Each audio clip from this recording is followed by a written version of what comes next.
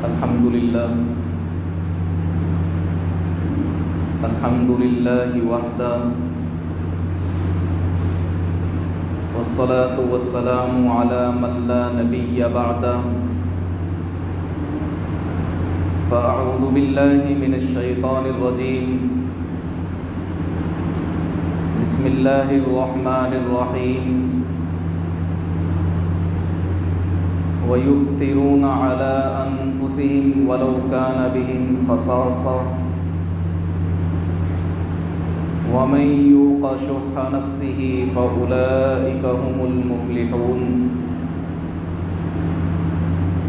सदक़ल्लाहुल अज़ीम व सदक़ रसूलुहुन नबियुल करीम व नहनु अला ज़ालिका मिनश शाहिदीन वश्शाकिरीन वल्हम्दुलिल्लाहि रब्बिल आलमीन।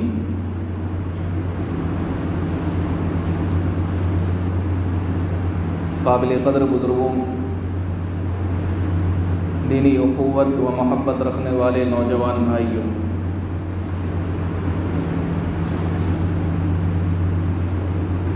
जिस दीन को हम मानते हैं, जिस दीन की पैरवी और इताअत करते हैं, अल्लाह तबारक व तआला ने इसकी चंद खुसूसियात रखी हैं।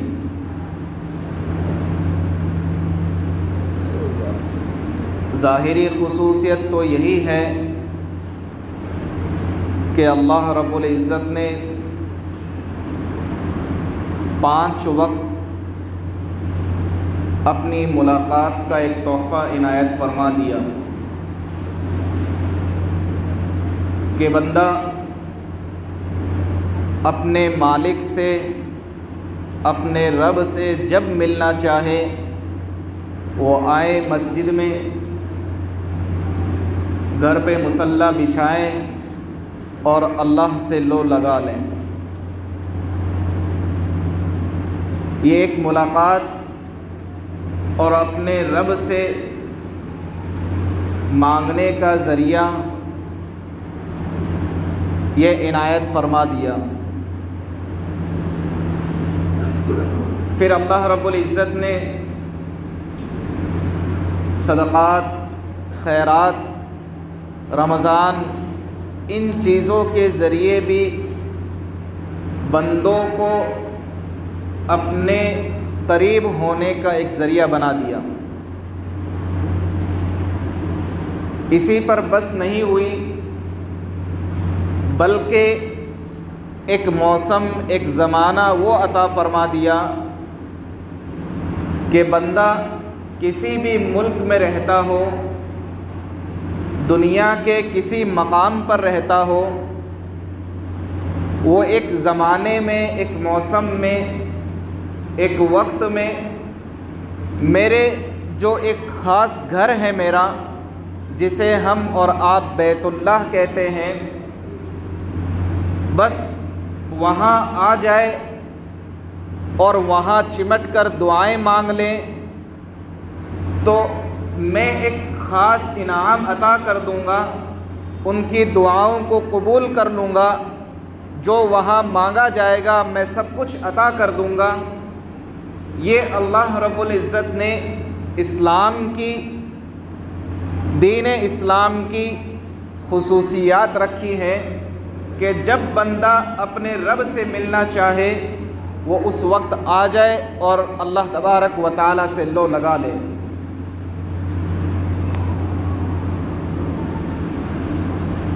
कुछ खुसूसियात वो है कि जो देखने में दिखती नहीं है। नमाज तो ऐसी चीज़ है, बंदा आया मस्जिद में, अल्लाह के हुजूर अपनी पेशानी को झुकाया, अल्लाह की बारगाह में सजदा रेज़ हुआ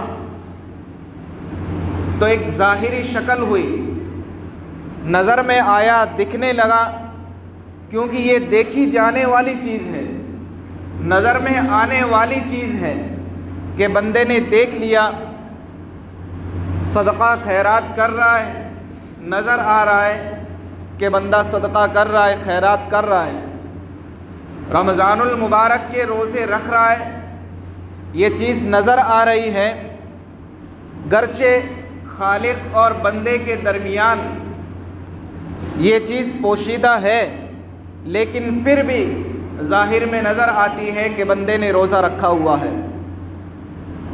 इसी तरीक़े से हज बैतुल्लाह, अल्लाह के घर का तवाफ़, अल्लाह के घर की ज़ियारत, ये तमाम की तमाम ज़ाहिरी चीज़ें हैं, नज़र आने वाली चीज़ें हैं जो इस्लाम की खुसूसियात है।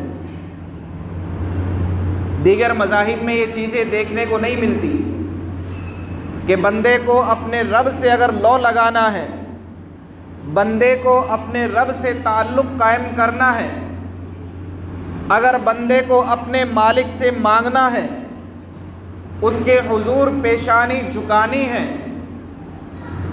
तो ये वो चीज़ें हैं जो इस्लाम की खुसूसियात है और वो खुसूसियात जो ज़ाहिर में नज़र आती हैं।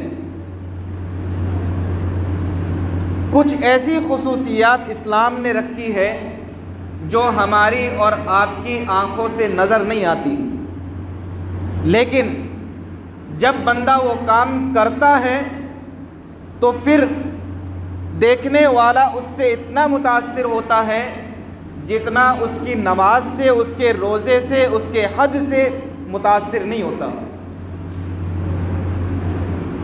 देखने वाली चीज़ों से मुतासिर नहीं होता, लेकिन कुछ ऐसी खुसूसियात हैं, कुछ ऐसी बातें हैं, कुछ इस्लाम ने अपने ऐसे निकात रखे हैं कि जब बंदा उन चीज़ों पर अमल करे तो सामने वाला फ़ौरन मुतासिर होता है और वो ये कह देने पर मजबूर होता है कि तुम कौन से मज़हब को मानते हो, तुम कौन से दीन के पैरोकार हो,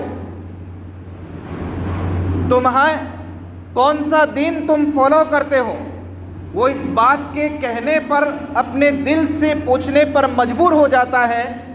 वो अहम नुकात, अहम खुसूसियात इस्लाम की पोशीदा वो है। आप हजरात के सामने मैंने एक आयत तिलावत की, वयुसिरूना अला अनफुसिहिम वलौ काना बिहिम खसासा वमन युक़ शुह्ह नफ्सिही फउलाइका हुमुल मुफ़्लिहून। अल्लाह रब्बुल इज़्ज़त इसमें क्या इरशाद फरमाते हैं? अल्लाह तबारक व तआला बंदों को एक अहम नुक्ता बतलाना चाह रहे हैं, एक अहम पैगाम देना चाह रहे हैं। क्या पैगाम है, क्या नुक्ता है? ये वो नुक्ता है कि जब बंदा ये अमल करे तो सामने वाला फ़ौरन अपने दिल से मजबूर हो जाता है कि यकीनन ये किसी न किसी ऐसे मज़हब को फॉलो कर रहा है, ये ऐसे दीन की पैरवी कर रहा है कि जिसका हुक्म देने वाला यकीनन अहकमुल हाकिमीन है, कायनात का रब हो सकता है, कायनात का खालिक और मालिक हो सकता है। यकीनन वो ऐसा हुक्म इसको दे रहा है कि अगर तू ये हुक्म मानेगा तो सामने वाला देखकर तुझे मुतासिर होगा। क्या बात है?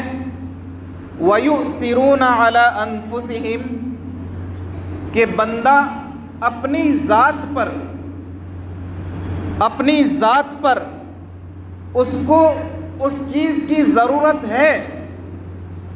बंदा अपनी ज़ात पर जबकि उसको उस चीज़ की ज़रूरत है, अपने तकाज़े को दबा लेता है, अपने तकाज़े को पसे पुष्ट डाल देता है, अपने तकाज़े को ज़ाहिर नहीं होने देता और दूसरे की ज़रूरत को पूरा कर देता है। वयुसिरूना अला अनफुसिहिम वलौ काना बिहिम खसासा, कि बंदा अपनी ज़ात पर, अपने नफ्स पर, अपनी ज़रूरत होने के बावजूद, अपना तकाज़ा होने के बावजूद वो दूसरों की ज़रूरत को पूरा कर देता है। वमन युक़ शुह्ह नफ्सिही फउलाइका हुमुल मुफ़्लिहून, कि जो बंदा अपने नफ्स की हिर्स और अपने नफ्स के लालच और अपने ज़रूरत और अपने तकाज़े को दबा लिया, अपने तकाज़े से रुक गया, बस वही बंदा अल्लाह की नज़र में कामयाब है। ये बात, ये आयत का तर्जुमा, ये इस आयत का मफ़हूम है। यूँ मुमकिन है कि हमें समझना आए। इसकी मिसाल देता हूँ कि एक बंदा जो ज़िंदगी गुजार रहा है, अब जो ज़िंदगी गुजार रहा है उसकी ज़िंदगी के 3 मोड़ हैं, उसकी ज़िंदगी के 3 मकाम हैं जहाँ पे वो ज़िंदगी गुजार रहा है। 3 हिस्सों में ज़िंदगी को डिवाइड किया गया, 3 हिस्सों में तकसीम कर दिया जाए। अब वो 3 हिस्से कौन कौन से हैं कि एक बंदा अपनी ज़िंदगी गुजार रहा है और उसकी ज़िंदगी का एक हिस्सा वो है कि जो उसके घर में, उसके ऑफिस में, उसके कॉलेज यूनिवर्सिटी में या उसके मदरसे में, या वो ज़िंदगी गुजार रहा है अपने किसी ख़ास मकाम पर जहाँ उसको कुछ वक्त गुजारना है, चाहे उसका घर हो, उसका दफ्तर हो, उसका ऑफिस हो, उसकी यूनिवर्सिटी कॉलेज हो, उसका स्कूल हो, उसका मदरसा हो। ये ज़िंदगी का एक हिस्सा है जो यहाँ वो गुजार रहा है। ज़िंदगी का दूसरा हिस्सा, ज़िंदगी का दूसरा हिस्सा वो है कि बंदा अपनी ज़िंदगी रोड पर गुजार रहा है। रोड पर कैसे कि बंदे को किसी चौराहे पर बैठना है, अपने दोस्तों के साथ में बैठना है, रोड से गुजर रहा है, एक ज़िंदगी का वो हिस्सा है। और अपनी ज़िंदगी का तीसरा हिस्सा वो है जिसका इस्तेमाल वो अपने डिवाइस पे कर रहा है, सोशल मीडिया पे कर रहा है। अब ये ज़िंदगी के 3 हिस्से हैं। एक हिस्सा वो कि जो अपने घर में, अपने दफ्तर में, अपने ऑफिस में, अपने कॉलेज यूनिवर्सिटी में, स्कूल में, अपने मदरसे में गुजार रहा है। और दूसरा हिस्सा कि जो रोड पर, चौराहे पर अपने दोस्तों के साथ और अपने ख़ास पसंदीदा लोगों के साथ, अपने बड़ों छोटों के साथ, जो बाहर, कॉलेज से बाहर, यूनिवर्सिटी से बाहर, मदरसे से बाहर, अपने घर से बाहर, अपने ऑफिस से बाहर वो ज़िंदगी गुजार रहा है। ये ज़िंदगी का दूसरा हिस्सा।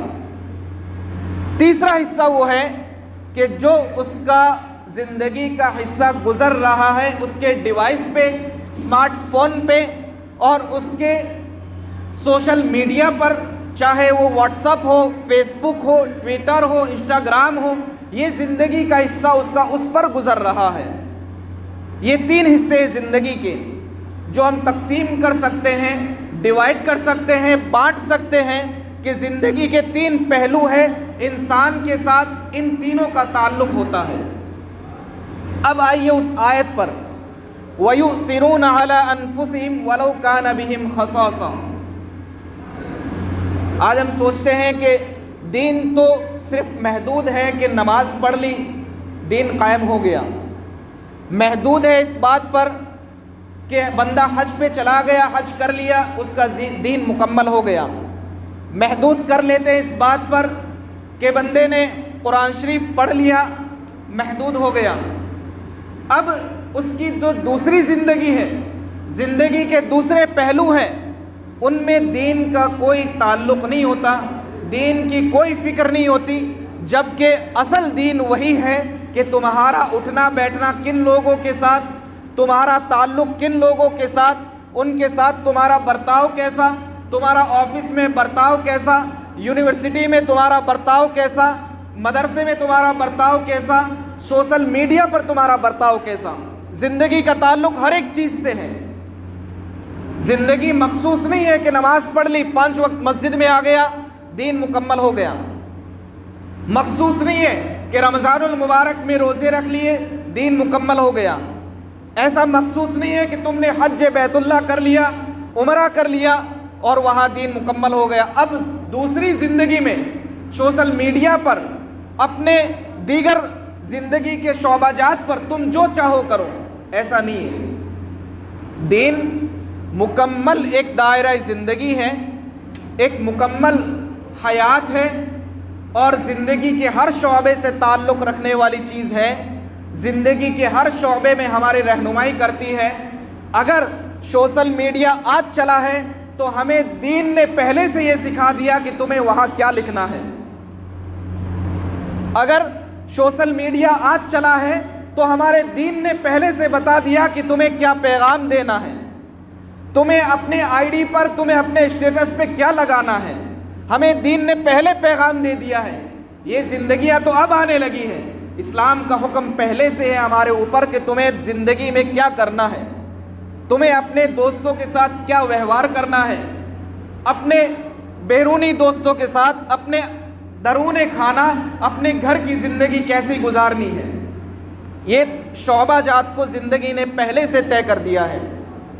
अब आइए इस आयत पर, वयुसिरूना अला अनफुसिहिम वलौ कान बिहिम खसासा, कि जो बंदा अपनी ज़रूरत को दबा ले, अपने ज़रूरत पर सब्र कर ले, अपने तकाज़े को रोक ले, अपने नफ्सियात पर कंट्रोल कर ले और किसी और की ज़रूरत में अपना सामान लगा दे, किसी और की ज़रूरत को पूरा कर दे, किसी और के तकाज़े को पूरा कर दे, किसी और की नफ्सियात देख ले, समझ ले और उसके ज़रूरत तकाज़े के मुताबिक हेल्प और मदद कर दे, यकीनन ऐसा कर लिया।